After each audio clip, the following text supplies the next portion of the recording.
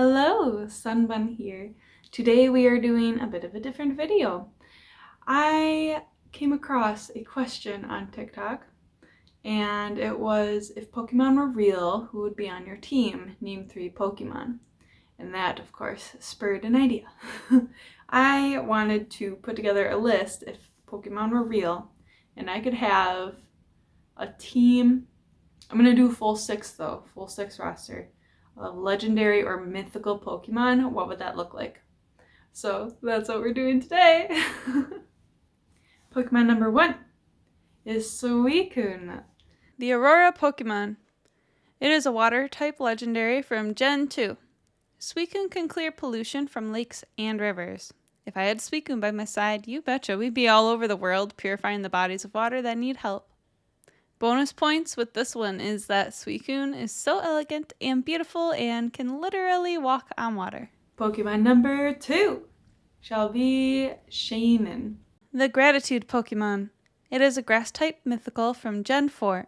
Shaman can completely restore a land destroyed by pollution by clearing the air of toxins and transforms that land into full, luscious fields of flowers. The pink petals on Shaman turn black from absorbing toxins, which is a neat aesthetic change, and then Shaman breaks the toxins down into water and light, and releases the purified materials in an explosive burst. Shaman has 2 forms, land form, which has the adorable likeness to a hedgehog, and sky form, which is activated by using a Gracidia flower during the day. The sky form resembles a reindeer to me. Pokemon number 3 is Jirachi. But I'd only have Pokemon number 3 Jirachi if I have Pokemon number 4 Dialga. Jirachi, the Wish Pokemon. It is a steel psychic mythical from Gen 3. Jirachi, as its nickname suggests, grants wishes. 3 of them, 1 for each tag on its head. The issue with Jirachi, though, is that this Pokemon sleeps. Like, seriously sleeps hard. For 1,000 years at a time.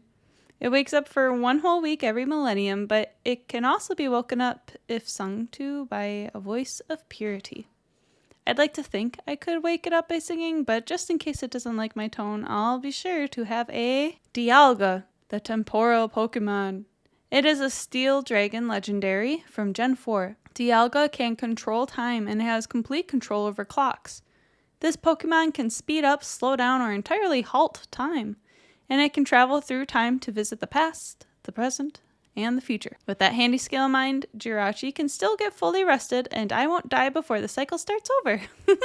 Pokemon number 5 is Landorus, the Abundance Pokemon. It is a ground-flying legendary from Gen 5. Landorus uses the energy of wind and lightning to enrich the soil. The crops will grow taller than any planted and tended to by hand, and it will rise up instantly. Not only would I run around purifying the lands and waters of pollution, but it would be stellar to ensure that starvation becomes a word used exclusively in historical and fictional literature, and not a reality for any Earth dwellers anymore.